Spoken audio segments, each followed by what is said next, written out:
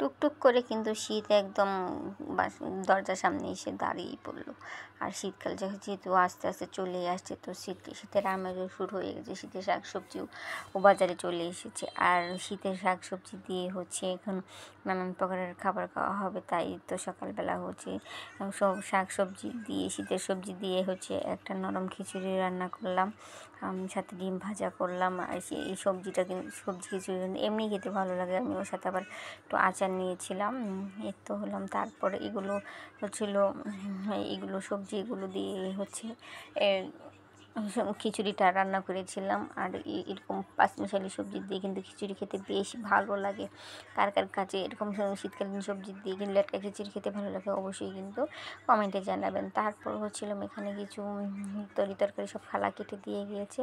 এখন আমি এগুলোকে রান্না বান্না করবো, সেজন্য একদম ফার্স্টে কহি ভাজি করছিলাম। এখন আর কহি না আর ভালো লাগে না, কারণ কহি তো গরমকালের সবজি, শীতকালে আসলে ওটা তেমন একটা ভালো লাগে না। তারপর এখানে এই পাঁচমিশালি সবজি দিয়ে একটা সবজি রান্না করব।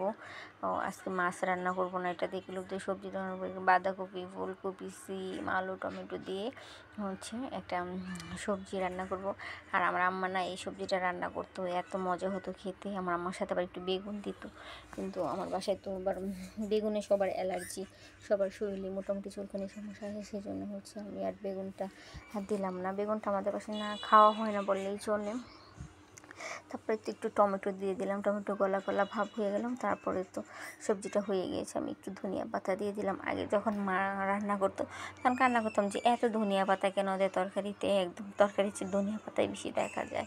হ্যাঁ, তখন রাগ লাগতো, কিন্তু এখন আমার একটা অবস্থা হয়ে গিয়েছে যে আমি এখন ধনিয়া পাতা ছাড়া কোনো তরকারি খেতে পারি না। আসলে মানুষের যখন যত দিন যায় পরিবর্তন হয়, তখন সবাই মায়ের রূপে রূপান্তরিত হয়।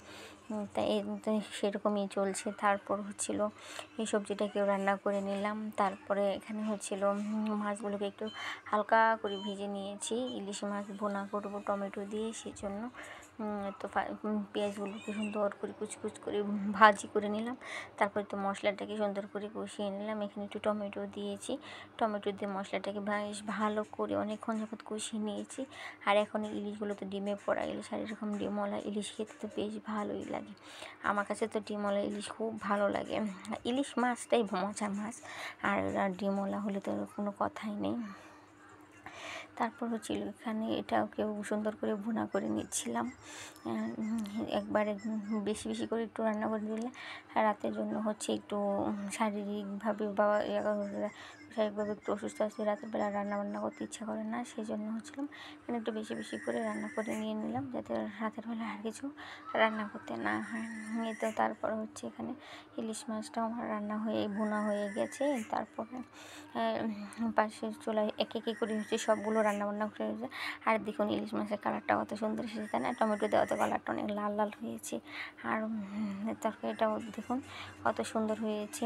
আর ইলিশ মাছের তরকারি যেভাবে রান্না করেছে সেভাবে ভালো লাগে। তো তারপর লাস্টে ভাতটা বসিয়ে দিলাম। ভাতটা হয়ে গেলে আর ডালটা কালকে ছিল, সেটা শুধু গরম করে ফেলবো, তাহলে আমার আজকের মতো রান্নাবান্না কমপ্লিট। আল্লাহ হাফেজ।